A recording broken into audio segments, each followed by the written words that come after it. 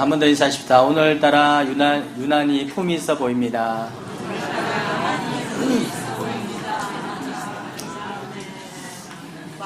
그리스도인이 된다는 것은 하나님의 성품을 담는 것을 의미합니다. 그렇기 때문에 좋은 성도는 하나님의 성품을 더 많이 드러내는 사람, 이런 사람들이 좋은 성도이고, 좋은 교회는 그 하나님의 나라의 그 성품이 잘 드러나는 곳, 그것이 좋은 교회인 줄 믿습니다.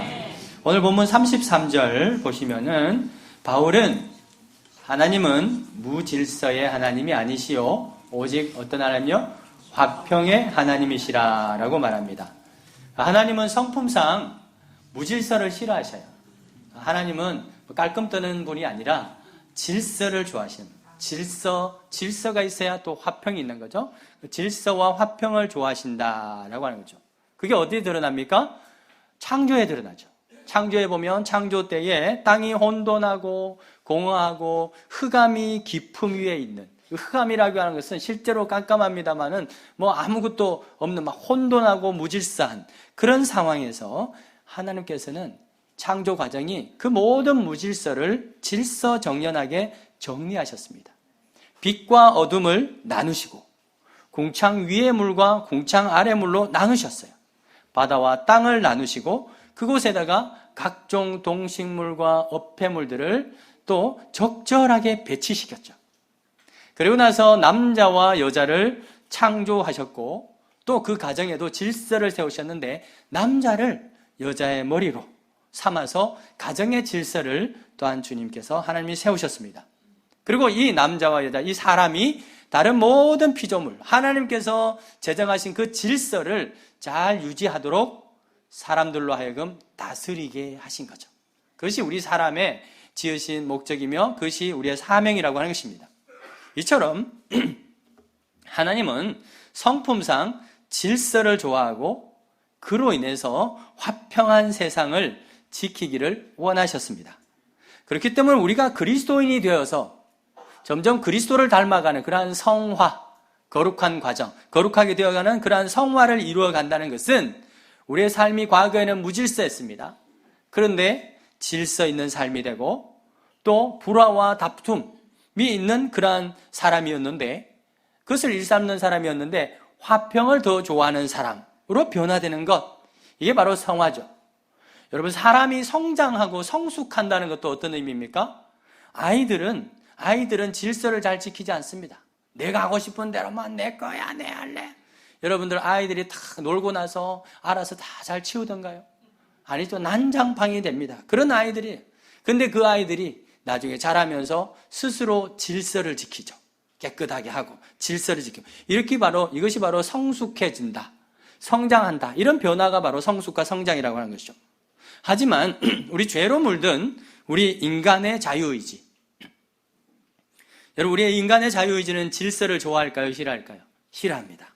질서를 통제라고 생각합니다. 왜 나를 억압하냐? 나의 자유를 억압하냐? 라고 생각합니다. 그래서 뭐든지 자기 마음대로, 자기 소견에 오른 대로, 사사기 시대처럼 자기 소견에 오른 대로 행하고 싶은 욕심이 굉장히 강한 것이 우리 죄성을 가진 죄인인 본성이라고 하는 것입니다. 그렇기 때문에 그냥 그대로 방치하면, 우리 인간을 그 죄성에다 그대로 방치하면 세상은 또다시 혼돈에 빠질 수밖에 없는 거죠. 우리도 그걸 잘 압니다. 우리도 그걸 잘 알기 때문에 우리 아이들을 어릴 때부터 유치원에 보내가지고 중점적으로 가르치는 게 뭡니까? 질서 잘 지키는 거. 질서 잘 지키는 거. 그러면서 줄 똑바로 서라. 밥 먹을 때도 똑바로 줄 서라. 길을 갈 때도 둘이 손잡고 오리, 참새, 병아리. 잘하네. 아무튼 그렇게 해가지고 막 질서를 잘 지키도록 그렇게 훈련을 시키지 않습니까? 왜? 우리 스스로가 우리를 잘 알아요. 가만히 두면은 질서 안 지키고 싶고 막 아무 때나 하고 싶고 그런 거예요. 그래서 우리 스스로도 질서를 잘 지키도록 어릴 때부터 그렇게 훈련을 시키는 거죠. 그렇게 또 되는 것이 바로 이제 성숙이라고 하는 것입니다. 여러분, 후진국인가 선진국인가 뭘로 평가한 줄 아십니까? 그 나라 얼마나 GDP가 높냐, GNP가 높냐, 그걸로 평가하는 것이 아니에요. 얼마나 그 나라 국민들이 질서를 잘 지키느냐, 법을 잘 지키느냐, 그걸 보고 종합적으로 평가하는 거예요. 여러분, 우리나라보다 훨씬 부자인 나라가 중동에 얼마나 많은지 몰라요.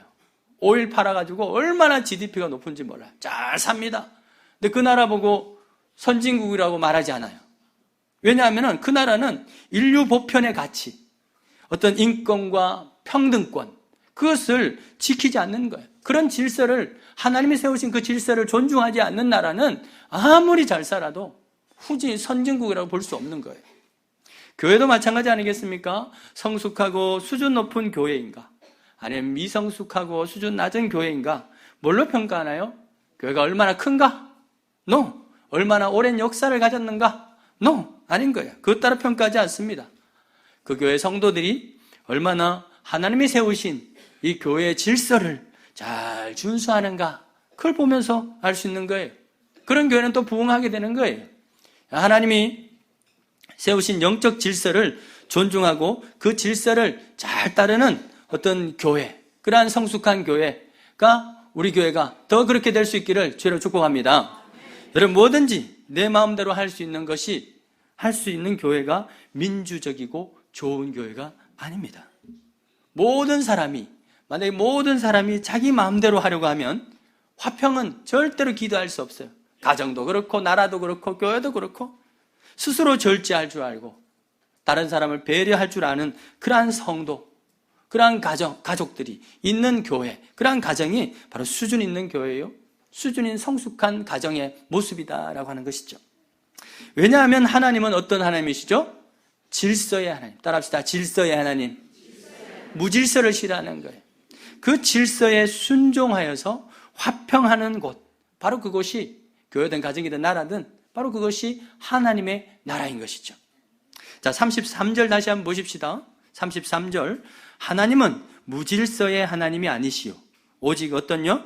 화평의 하나님이시다. 이 말씀 무슨 말이에요? 질서가 무너지면 결국 화평도 무너진다는 거예요.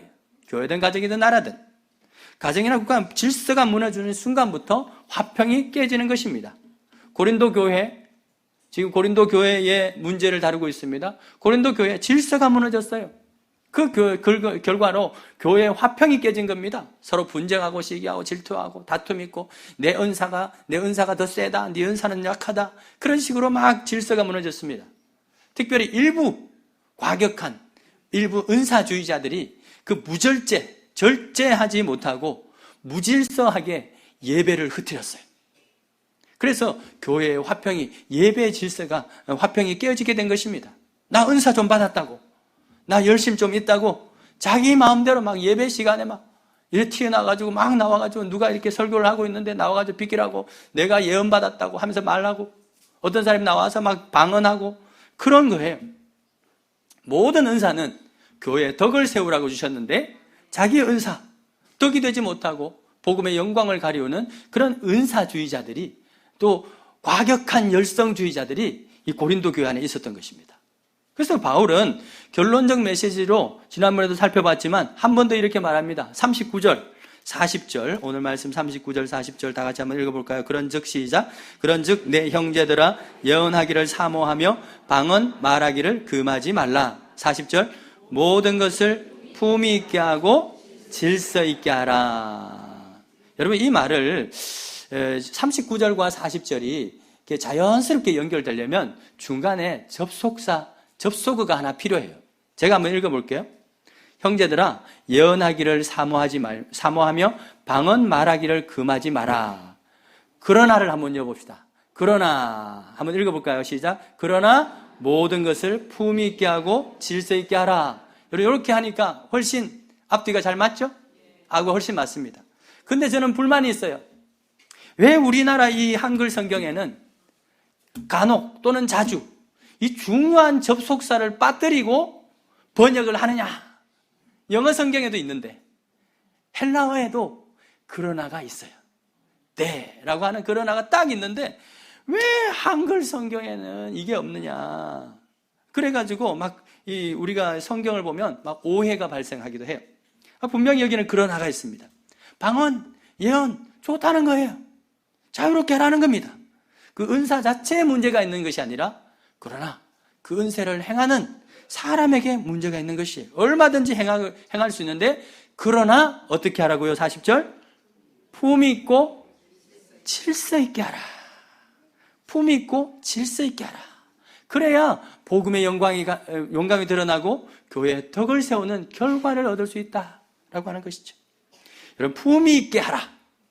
여러분, 무슨 말입니까? 이것은 원어적 의미는 뭐냐면 경우에 합당하게 하라, 적절하게 하라, 적당하게 하라. 여러분, 적당하게, 적절하게는요, 적당하게 해, 이런 의미가 아니라 합당하게, 사리에 맞게, 그 상황에 맞게 라고 하는 것입니다. 주변 상황의 형편도 살피고 교회 전체적인 어떤 큰 그림도 살피고 하면서 적당하게, 그 적절하게라고 하는 것이죠. 이것은 우리가 하나님께서 창조하신 모든 피조물, 여러분 인간이 훼손시킨 것 말고 자연 그대로를 보면 그게 정말 아름답고 품위가 있어요? 아니면 혼잡하고 뭐 이렇게 보기 싫고 막 그래요? 품위가 있죠. 품위가 있습니다. 그 이유는 뭐냐 하면 하나님께서 가장 적절하게 적당하게 배치하고 질서를 세웠기 때문에, 그것이 바로 피조물이기 때문에 그것이요. 이 적절한 품이 있다라고 하는 것의 가장 합당한 메시지는 뭐냐 하면, 말씀은 잠언 25장 1절에 경우에 합당한 말. 경우에 합당한 말은 어떻다 그래? 아로 새긴 데코레이션이 장식이 많은 그 은쟁반 위에 금사과가 탁 올려져 있는 것 같은 그런 품이 있는 것. 그게 바로 아름다운 경우에 합당한 말이라고. 그래서 이 품이 있게라고 하는 것이 무슨 정의인지를 오늘 이 말씀을 통해서, 잠언 말씀을 통해서 우리에게 말해주고 있죠. 우리가 말이든 기도든 은사든 모든 것이 뭐에 맞게? 상황에 맞게 다른 사람을 배려하면서 적절하고 적당하게 해야 되는 것입니다. 그것이 바로 품이죠. 아이들은 그런 거 없어요? 근데 성숙한 어른들은 그것을 익혀가는 것, 그게 바로 성숙이라고 하는 것이죠. 내 마음 뜨겁다고, 내 좀 이렇게 하나님께서 주신 열정 좀 있다고 혼자서 막 한다든지, 다른 사람 보지 않고, 또 내 막 기도하는데 갑자기 막 뜨거움이 와가지고 막 기도를 하는데 혼자서 막 방언으로 크게 기도한다든지, 그거는요 도움이 되지 않습니다. 오히려 방해가 되죠. 그 품위가 떨어지는 거예요. 그런데 그런 기도는요, 우리 금요 기도회 때 얼마든지 하셔도 돼요.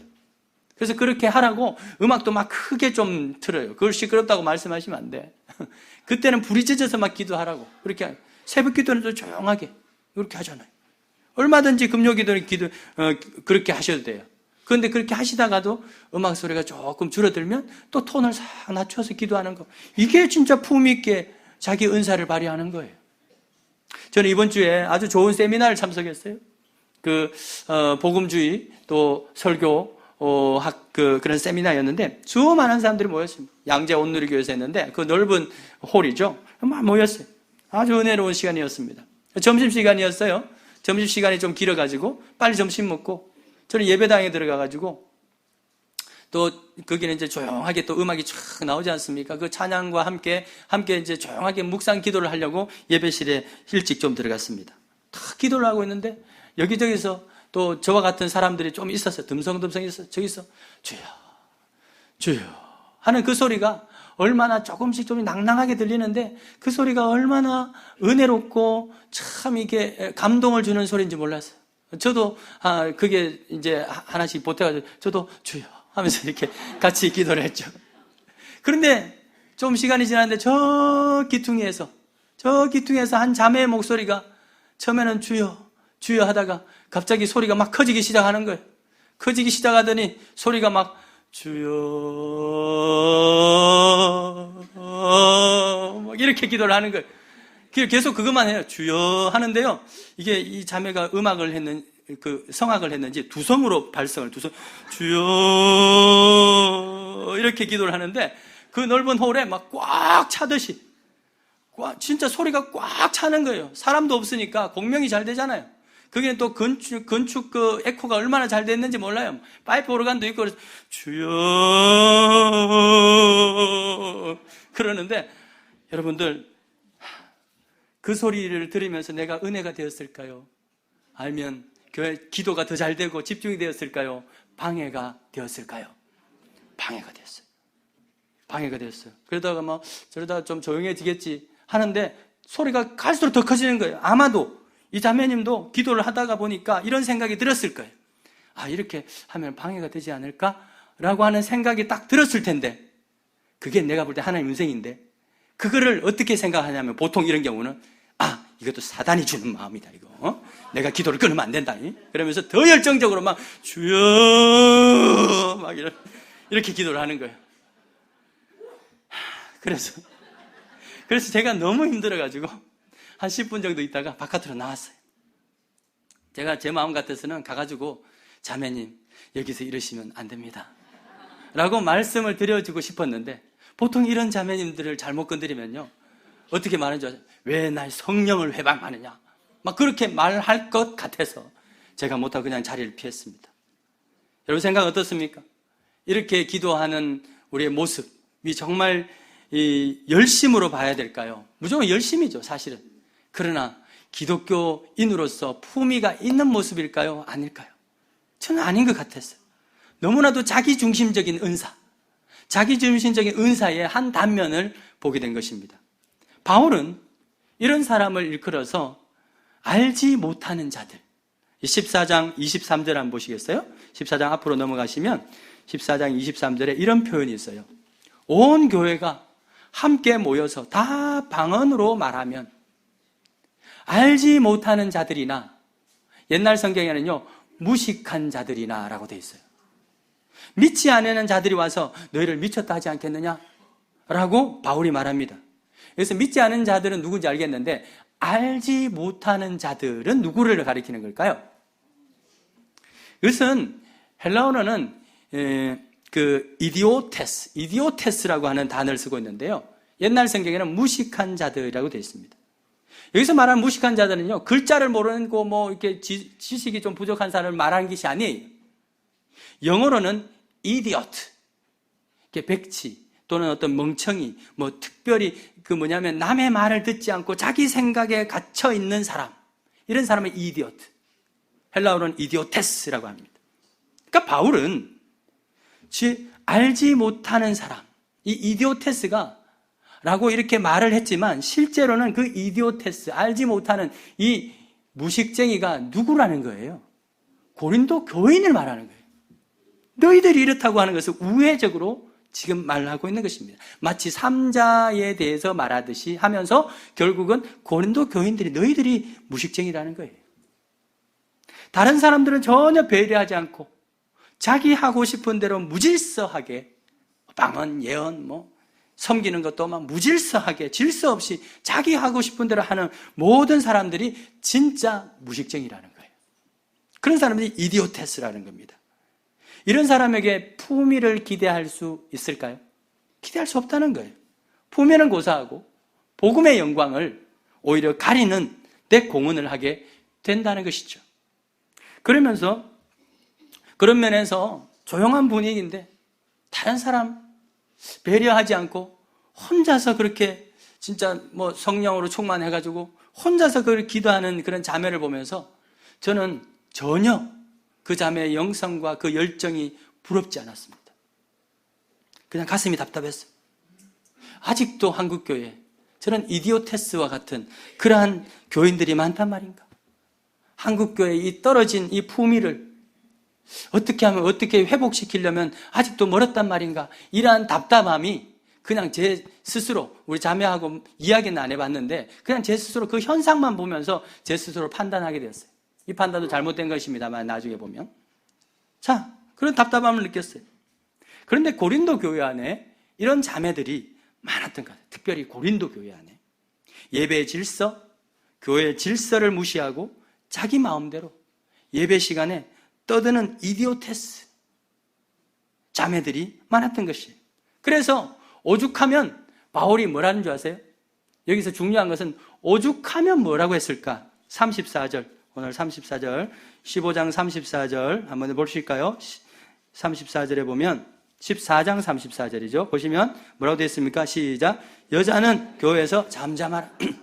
중요한 것은 오죽하면 이랬을까?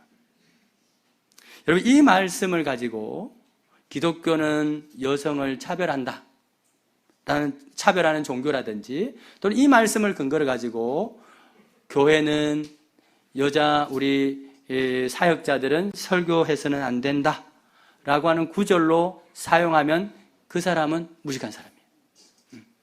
그게 아닙니다. 성도들도 얼마든지 예언을 할 수 있다고 고린도전서 11장에 바울이 이미 말했습니다. 그래, 단 한 가지 조건은 뭐예요? 질서 안에서 하라. 질서 안에서 하라. 그런데 이 고린도 교회 안에 그 질서를 깨는 자매들이 생긴 거죠. 그렇기 때문에 오늘 이 말씀은요, 보편적으로 그냥 이 말씀 그대로 보편적으로 해석해서는 안 되고, 고린도 교회라고 하는 이 특별한 상황을 가지고 바울이 지금 강조하고 싶은 메시지가 무엇인가, 그 메시지를 보편적으로 강조해야 되는데, 바울이 강조하는 건 뭐예요? 여자는 교회에서 잠잠하라 입니까? 아니면 질서를 지키라 입니까? 질서를 지키라는 거죠. 교회의 질서 안에서, 예배도 질서가, 여러분, 우리 교회 안에 주보에 있죠? 주보에 순서가 있어요. 그 순서가 뭐예요? order이죠. 그게 바로 질서잖아요. 그 질서 없이 막 하면은 예배가 되겠습니까? 아니라는 거예요. 앞서 말한 대로, 우리가 앞서 살펴본 대로 고린도 교회는 특별히 여성도 중에서 은사주의자들이 많이 나타났어요. 그래가지고 그분들의 무절제한 그런 절제 없는 은사 때문에 예배에 무질서가 생겼어요. 한 예로 뭐냐면, 예배 시간에 설교자가 막 설교를 하고, 사도가 막 설교를 하고 가르치고 있는데 한 자매가 그걸 듣지 않아요. 이디오테스는 잘 안 듣거든요. 잘 안 들어요. 자기 생각에 갇혀 있는, 혼자서 막 설교하고 있는데 그걸 안 듣고 혼자서 막 기도해요. 그 시간에 막 본문을 막 기도하다가 막 성령에 팍 주면, 설교하고 있는데 중간에 툭 튀어나와요. 툭 튀어나와가지고, 사도님, 저는 방금 성령께서 그렇게 말씀 안 하셨는데요, 사도님 그 말은 무슨 말인가요? 하면서 막 질문을 막 하는 거예요. 막 질문. 자, 그래서 설교를 끊고 다른 사람 배려하지 않고 하는 거죠. 이게 바로 이디오테스예요. 자기 생각에 갇혀 있는 거죠. 예배는 세미나나 강의가 아닙니다. 세미나 강의 시간에는 충분히 질문하고 대답할 수 있죠. 그렇지만 예배는 하나님의 말씀을 듣는 시간이에요. 그래서 그 시간에는 잠잠히 말씀을 들어야 되고, 예배 후에 질문이 있으면 예배 후에 얼마든지 와서 질문하고 답할 수 있는 것이죠. 그래서 이런 자매들이 막 튀어나오는 거예요. 사도님! 하고 막 여기 튀어나오고 저기 튀어나오고, 자기들끼리도 막 다르고 막 그런 거예요. 그래서 바울이 뭐라고 그럽니까? 35절에. 그래서 이 말을 하는 거예요. 만일 무엇을 배우려거든 집에 가서 자기 남편에게 뭐 할지니? 물을 지니. 예배 시간에 그렇게 묻는 게 아니라는 거예요. 남편에게 물을 지니. 여자가 교회에서, 여기도 관로였고 관로 빼고, 교회에서 집회 중에 말하는 것은 부끄러운 것이라. 훨씬 이해가 되죠? 집회 중에 막 하는 것은 부끄러운 것이라 라고 하는 것입니다. 여러분, 고린도전서 11장에서 강조한 가정에서 남편과 아내 사이에 세운 그 하나님의 질서를 지금 여기에서 다시 강조하고 있어요. 궁금한 게 있으면 예배 시간에 불쑥 묻지 말고, 성령이 임했다고 불쑥 나오지 말고 집에 가서 남편에게 물어보라는 거예요. 내용을 물어봐도 좋고, 아니면 이거 마음이 확 왔는데 이거 예배 시간에 말해도 돼? 이런 걸 물어보라는 거예요. 그럼 남자들은 안 그랬던 것 같아요. 고린도 교회는. 그러면 조용해, 예배는 그런 게 아니야 라고 말을 해 주실 것이죠. 바로 이것이 품이 있는 예배, 품이 있는 어떤 성도의 모습이라는 것입니다. 그런데 이를 두고 여성도는 교회에서 절대로 말하면 안 된다, 여성도는 잠잠해야 된다, 이런 식으로 적용하면 안 되는 것입니다. 이에 대한 관련 근거가 있어요. 이렇게 말하냐? 33절 보세요. 33절. 14장 33절 말미에 보면, 이거 같이 읽어야 돼요. 사실은 말미에 모든 성도가, 한번 읽어봅시다. 시작. 모든 성도가 교회에서 함과 같이 여자는 교회에서 잠잠하라. 그 다른 성도들도 잠잠하다는 거예요. 그러니까 여기 특히 고린도 교회, 우리 신용산 교회 말고 이 고린도 교회에 특별히 막 이렇게 하는 우리 여성도님들 잠잠하라, 이런 뜻입니다. 바울이 만약에 한국 교회에다가 편지를 보냈으면 아마 이런 내용을 썼을 거예요. 한번 들어보세요. 모든 성도가 교회에서 함과 같이 남자들은 교회에서 화내지 마라. 그들에게는 화내는 것이 허락함이 없나니 율법에 이른 것 같이 오직 복종할 것이요. 만일 화를 내려거든 집에 가서 아내에게 물을 지니 남자가 교회에서 화내는 것은 부끄러운 것이라. 이런 내용을 바울이 만약에 편지를 썼으면 쓰지 않을까요? 왜냐하면 외국인들의 눈에 한국 사람, 특히 남자들이 화를 너무 잘 낸다는 거예요. 외국 사람들 그래요. 왜 쓸데없이 화를 내냐고. 뭔 상처와 분노가 그렇게 많은지 별말 아닌데도 화를 잘 낸다는 거예요. 여러분, 문제는 그 한국 남자들이 어디에 있는 거예요? 교회에도 있는, 교회에도. 한국엔 미국 남자들이 한국 남자들이 있으니까. 그래서 교회도 보면 별일 아닌데 주로 화를 잘 내는 케이스가 남성도가 많을까요?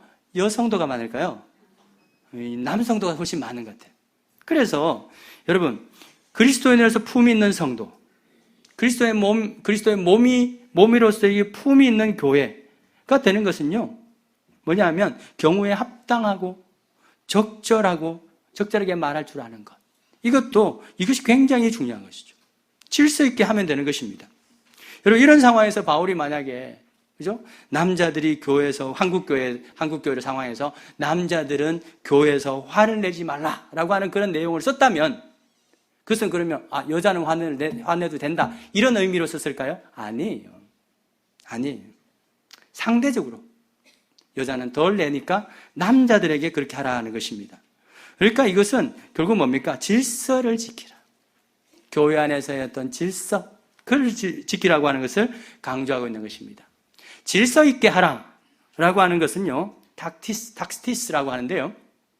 닥시스라고 하는데 이걸 영어로 번역하면 in order예요. 오더 알죠? 오더를 내린다. 알죠? 여러분들 그 식당에 가도 이게 메뉴가 잘 있잖아요. 그 메뉴가 있고 식당에 이제 하는 사람이 혼잡하지 않으려면 오다 내리는 사람의 그 이야기를 잘 들어야 돼요. 그래야지 질서 있게 되죠. 이 질서 있게 한다는 것은 오더를 잘 지키라라고 하는 것입니다. 오더, 순서, 질서, 명령, 그 다 같은 오더라는 뜻이죠. 품위 있게 옷을 입는 사람이 있습니다. 이런 사람은 비싼 옷을 입는 사람이 아니에요. 계절의 질서에 맞게, 그리고 문화적, 정서적 그런 질서에 맞게 옷을 입는 사람이 품위 있게 옷을 입는 사람이죠. 어떤 분은 이런 사람이 있습니다. 개성이 너무 강해서, 주로 이제 연예인들 중에서 그런 분들이 많죠. 예술 하시는 분들 중에서 그런 분들이 많습니다. 남들과 다르게, 독특하게, 특별하게 옷을 입는 경우도 있어요. 그걸 갖다 나쁘다고 부를 수 없습니다. 본인의 개성이니까. 그런데 그런 어떤 상황을 보고 그분은 참 독특합니다, 개성이 있습니다 라고 말을 하지, 품위 있게 입었다 라고는 하지 않죠. 그죠? 품이 있다는 것은 전체적인 어떤 그 질서 안에서 있는 것. 품이 있는 가정은 어떤 가정입니까? 하나님이 세우신 그 질서를 잘 지킵니다. 잘났든지 못났든지 하나님께서 이 남자를 아내의 머리로 세우는 그러한 질서를 세우셨어요. 샴쌍둥이처럼 머리가 둘일 수는 없는 것입니다. 그러므로 품이 있는 남편은 주님이 교회를 위해서 십자가에 죽으시기까지 목숨 바쳐서 교회를 사랑하신 것처럼 품이 있는 남편은 그것도 말씀대로 아내를 정말 목숨 바쳐서 사랑하고 또 그 아내의 말을 잘 들어주는 남편. 이런 남편이 진짜 품이 있는 남편이죠. 그런 남편 쫄짱부 아닙니다. 우리 시어머님들, 예? 며느리 말을 잘 듣는 아들 보고 쫄짱부네 그런 말씀 하시면 안 돼요. 절대. 품이 있는 거예요, 품이. 그게 진짜 품이거든. 인정되시면 아멘. 예, 아멘. 중요한 겁니다. 우리 품이 있는 아내는 또 어떻습니까? 그런 남편을 존중하고 존경하고 또 그 말씀의 리더십을, 하나님 세우신 그 리더십을 따라주는 것, 순종하는 것, 그게 진짜 품이 있는 아내죠. 그걸 가지고 남녀 평등이니 하면서 이렇게 말하면 안 돼요. 따라주는 겁니다. 남편을 돕기 위해서 여러 가지 조언도 할 수 있어요. 여러 가지 충고도 할 수 있습니다. 의견을 제시할 수 있어요. 남편은 그걸 잘 듣고 수용을 하고, 아내는 그럼에도 불구하고 남편이 마지막에 다른 생각이 있을 때 그때 어떻게 말합니까? 결정은 당신이 하세요. 나는 따르겠습니다. 이게 품이 있는 아내예요. 품이 있는 아내. 우리 자매님들, 동의가 되시면 아멘. 그렇지, 그렇지. 이 성경이 그렇게 말하고 있어요. 결정은 당신이 하세요. 이런 가정이 품이 있는 가정인 것입니다. 그렇다면 남편은 어떤 결정을 할 때 무슨 기준으로, 적어도 그리스도인의 남편, 그리스도인 가정의 남편은 무슨 기준으로 가지고 결정을 해야 되느냐? 자기 생각과 어떤 경험만 가지고 결정해 놔놓고 아내에게 따르라 했어. 넌 무조건 따라. 이것은 품이 있는 남편이 아닙니다. 고린도전서 11장 3절로 잠깐 넘어가 볼까요? 11장 3절로 넘어가시면 남자의 머리는 그리스도다라도 해요. 그리스도다. 그렇기 때문에 결국 이 남편은 또한 그리스도로부터의 그 오다를 잘 받고 그대로 하는 남편이 품이 있는 남편이죠. 이런 영적 질서가 잘 지켜지는 품이 있는 가정, 화목할까요? 맨날 싸울까요? 그런 가정은 화평하게 되는 거예요. 그런 가정 행복할 수밖에 없는 것입니다. 고린도전서 11장 3절에 있는 것처럼 남편은 예수님께 복종하고 아내는 남편에게 복종하고 자녀들은 그러한 부모님께 복종하는 가정, 이런 가정은 화목할 수밖에 없는 거예요. 결국 이 가정은 궁극적으로는 누구에게 복종하는 겁니까? 그리스도 위에 또 하나님께 복종하는 가정이 되는 것입니다. 이러한 질서가 잘 지켜지는 그러한 가정에 보면은 아이들도 또 어른들도 말과 행동이 굉장히 품이 있는 것을 보게 됩니다. 왜 그래요? 하나님을 더 닮았기 때문에. 그 가정은 하나님 나라이기 때문에 그런 것이죠. 자, 품이 있는 국민, 대한민국 국민은 어떤 사람이어야 됩니까? 그 권세에 복종하는 자. 로마서 13장 1절. 우리 다 같이 앞에 한번 보십시다. 각 사람은 위에 있는 권세에게 복종하라. 권세는 하나님으로부터 나지 않음이 없나니 모든 권세는 다 누가요? 하나님께서 정하신 것이라. 권세, 공권력을 말하는 거예요. 공권력, 법을 말하는 것입니다. 그것에 복종하는 것, 그것이 바로 품이 있는 국민이라는 것이죠. 여러분, 그들이 훌륭해서 복종하는 것이 아닙니다.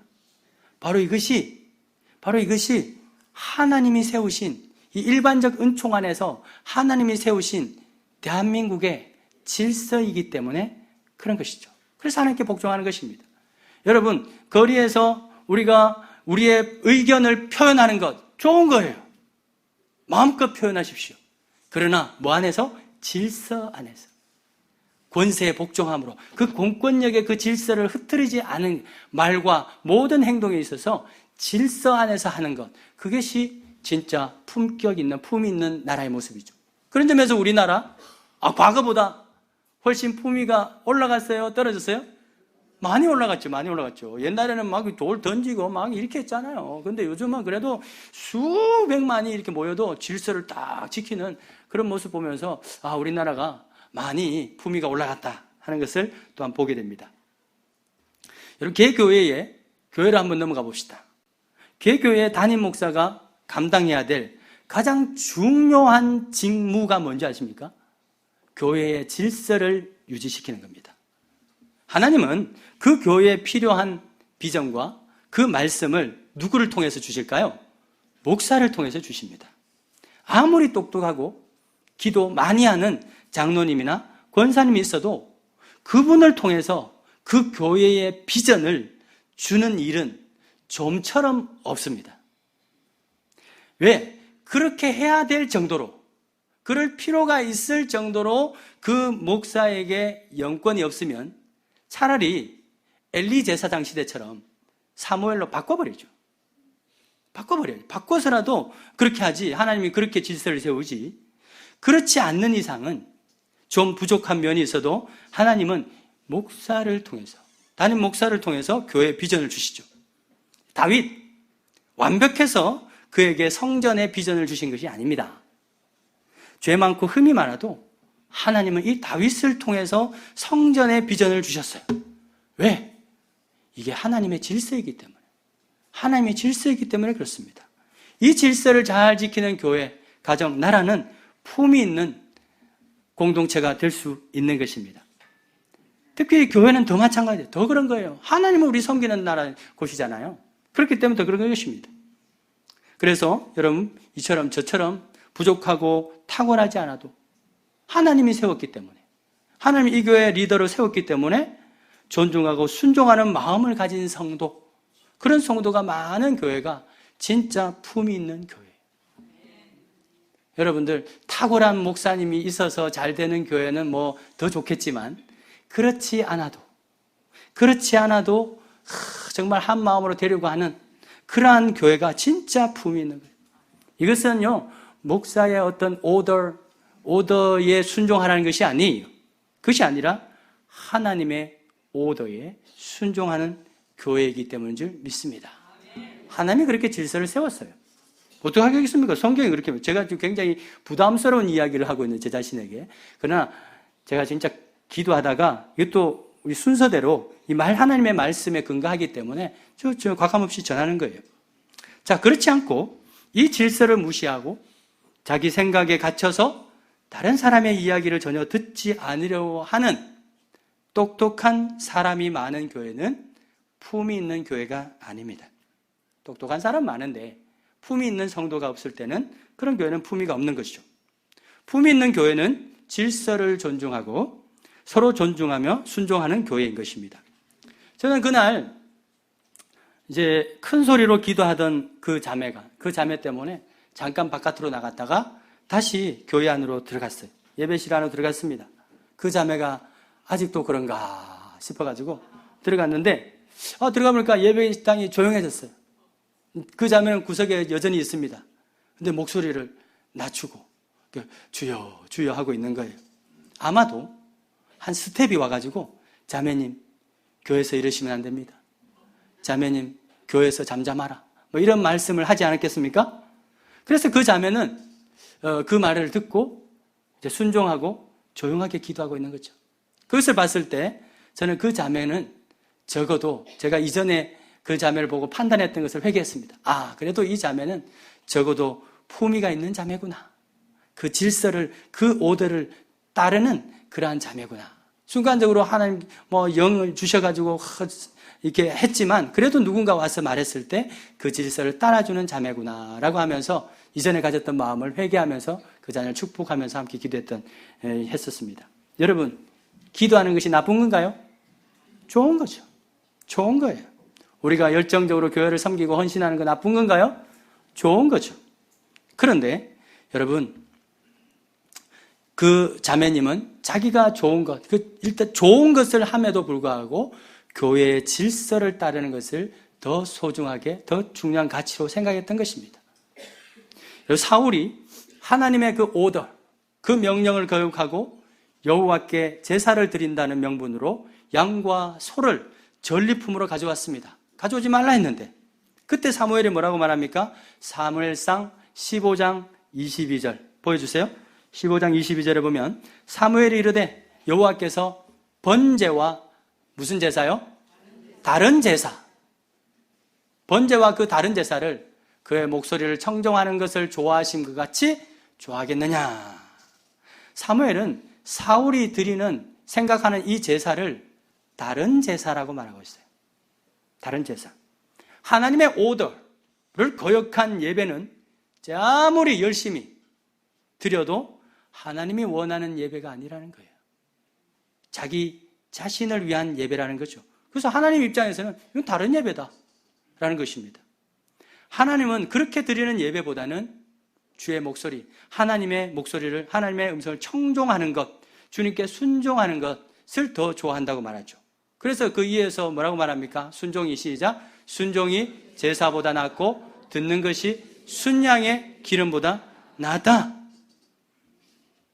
여러분, 여기서 진짜 헌신이 뭔가 나오는 거예요. 순양 드리는 것 엄청난 헌신이죠.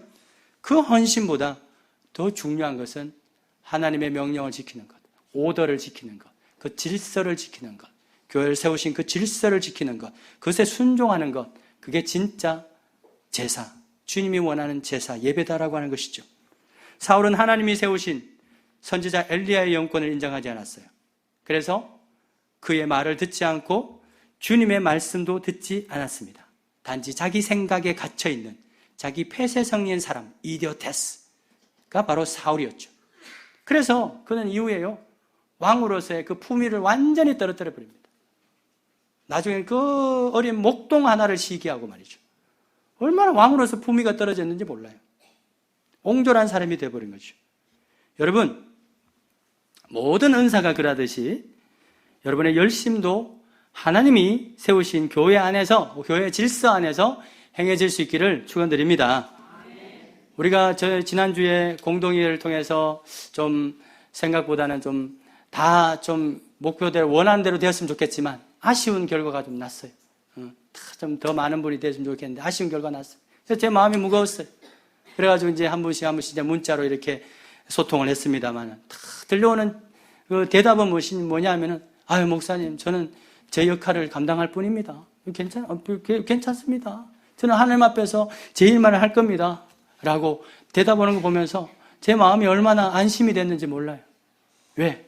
교회 세우신 그 당회와 공동의 그 질서에 의해서 나타난 결과를 인정한다는 거예요. 그것을 존중한다는 것입니다. 물론 마음 가운데 아쉬움도 있고 섭섭함이 있을 수 있겠죠. 그러나 그럼에도 불구하고 하나님의 말씀에 집중하려고 하는 그분들 보면서, 아, 우리 교회 그래도 품격이 있구나. 할렐루야. 품이 있는 분이 많구나. 할렐루야. 여러분, 다 그렇게 될 수 있기를 주 여러분 축원드립니다. 예수님은요, 하나님의 이 질서의 하나님이다 라고 하는 것을 몸소 보여주셨어요. 아까 고린도전서 11장 3절에 남자의 머리는 그리스도요, 여자의 머리는 남자요, 그리스도의 머리는 누구십니까? 하나님이라고 했습니다. 그래서 이 성자 예수님은 성부 하나님의 뜻에 철저히 순종함으로써 그 영적 질서를 지키셨습니다.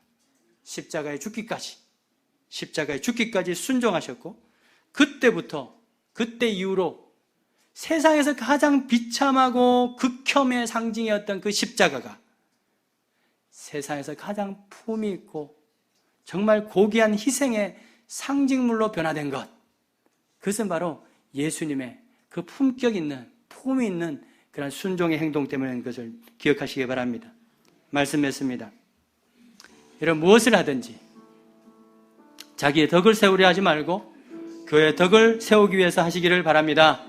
서로 존중하고 순종하는 가정과 교회와 우리 나라가 되기를, 국민이 되기를 소망합니다. 하나님이 세우신 가정의 질서와 교회의 질서를 잘 지키고 순종함으로써 더 품위 있는 가정과 교회와 또 우리 대한민국을 이루는데 우리 모든 그리스도인들이 더 앞장설 수 있기를 주의 이름으로 축복합니다.